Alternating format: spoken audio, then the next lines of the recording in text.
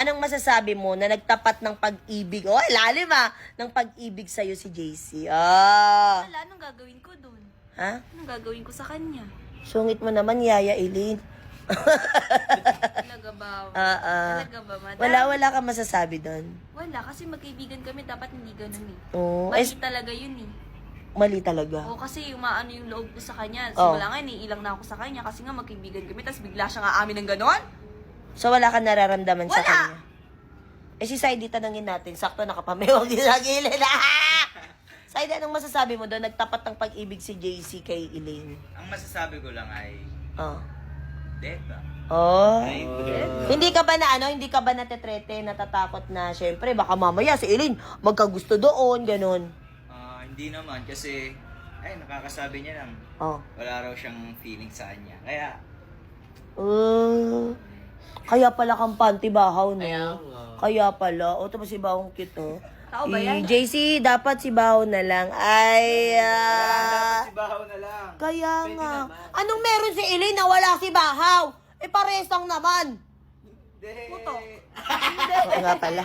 Bakit ang yayain? Saan? Sa pasyalan. Sige ba? Pagkatapos ituloy na sa kasalan. Ha? Bayo ka ba? Ito naman hindi mabiro. Parang gago ka kasi. Halika dito. May gusto ka bang sabihin? Tapatin mo nga ako. Inap ka ba? Kaibigan na kita at di tayo talo. Di ba? Talaga lang ha? Totoo ba yan? Oo nga. Eh ba't lagi mo kong sinusubaybayan? Ganito kasi yan. Sige, paliwanag mo. Ayoko lang may tumabid yan. Saan tabi? Saan pa ba? Di yan sa tabi mo. Bakit nagsiselos ka? Anong pinagsasabi mo? Kunyata pa? Ulit naman. Oo nga, mahal kita. Ngunit bilang kaibigan lang naman. Pagits mo na. Okay, sige na. Okay na rin ako sa amin. Sige, ingat ka.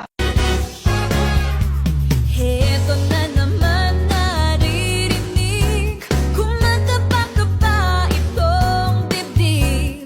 Lagi na lang sinasabi, pwede ka bang makatabi? What if buntis ako? Hindi ka? Uy, ate, bawal mag-react. Ako mais ka ba? Bawal nga mag-react. What if may boyfriend ako? Any perfect! Alam mo na, pangarap sa'yo yan. What if niloloko ko lang si Yuki matagal na? Niloloko mo? Uy, ate, bawal nga mag-react. Kaya mo siyang Niloloko ko daw eh, ba't hindi ako nagre-react? What if gusto na kita mapangasawa? Uy, ang bilis-bilis mo naman. Di ba kita sinasagot at tama na kaagad? Sagutin mo na ako, Seko. You were always gonna be mine. It's so bad. What if meron na talaga akong anak? Uy, ate, sasabihin mo na ba? Oo. Feeling ko ito na yung best time para malaman niya. Siyempre, para malaman ko din kung tatanggapin ba na ako.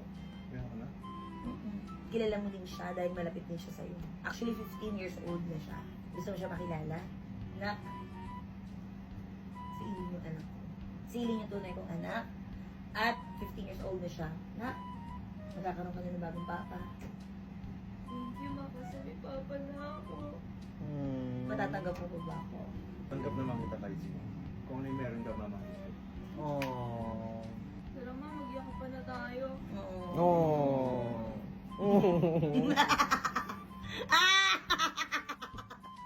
Bakit?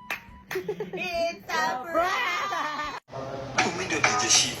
Akisi chumi nilikosa nini luku. Jo vile muipiga. Vile muipiga. Aki vile muipiga.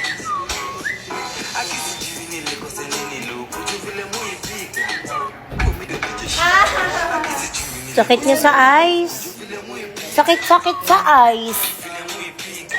Sana all. Sama ng loob nalilimutan ko. Mamang sorbetero, tayo sumayaw. Kalembang mong hawak, muling ikaw ay batang muntis sa'yo'y naghihintay.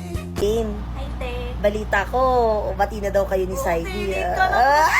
Date ka natin kung saan kasi pupunta. Nakapag-date ka na naman, ha? Inalayasan mo na naman kami dito. Iniwan mo na naman kami, ha?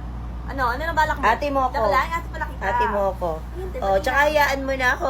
Minsan na nga lang ako pag dito, alis na nga yung kadate ko. Ayun nga, te, alam mo ba, chismis, te? Ano, dali? Hindi na kami ni Saidi kasi lilikawan niya na ulit ako kasi may pa-ipol eh. Sino? Ewan ko, bigla na lang akong inaaway. Di ko naman siya inaaway. Yun na nga, alam mo ba, pinuntahan ko kanina yun.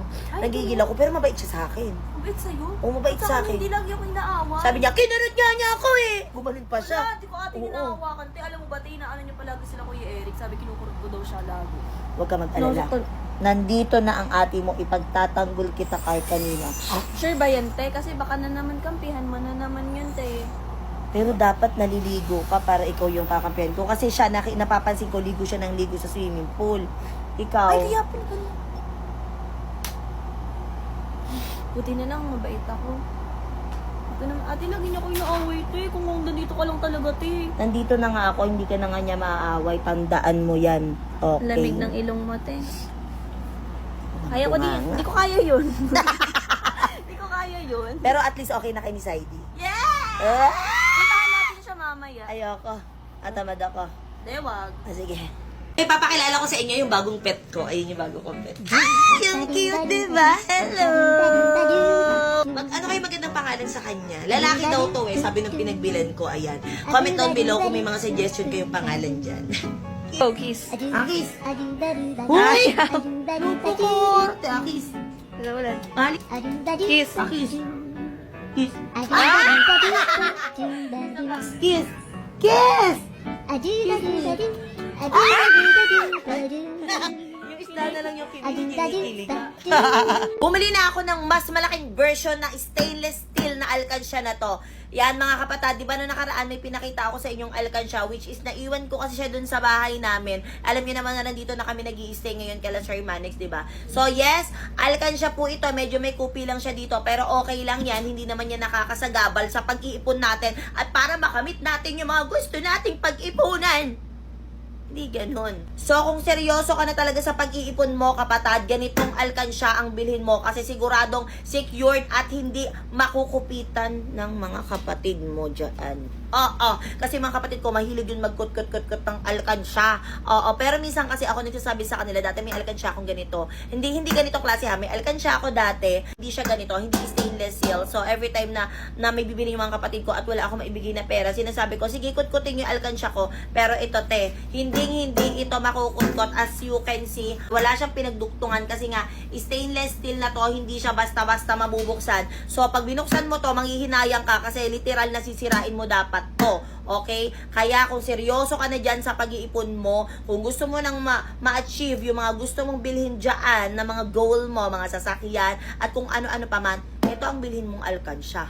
'Di ba? Ako ang binili ko ng size is yung jumbo nila, pero merong smaller nito. So kung gusto mong makaipon ng maayos, ilalagay ko sa yellow basket, mag-check out ka na ngayon. Kung mahilig kang umalis at wala ka ng time mag-makeup at mag-eyeshadow, well, may nakita na akong solusyon dyan. Actually, hindi rin ako mahilig mag-eyeshadow, pero kasi may mga times talaga na kailangan namin mag-makeup at hindi nga ako marunong paano nga ang gagawin ko. Hindi na lang na-invento tong eyeshadow stick na to by Oshel.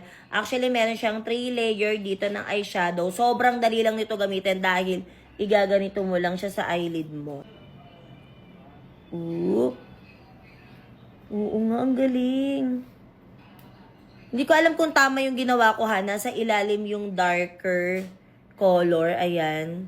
Pero ang ganda niya. Tapos i-blend-blend mo lang siya ng ganyan. Galing. O diba may instant eyeshadow ka na. Tingnan naman natin siya dito sa kabila.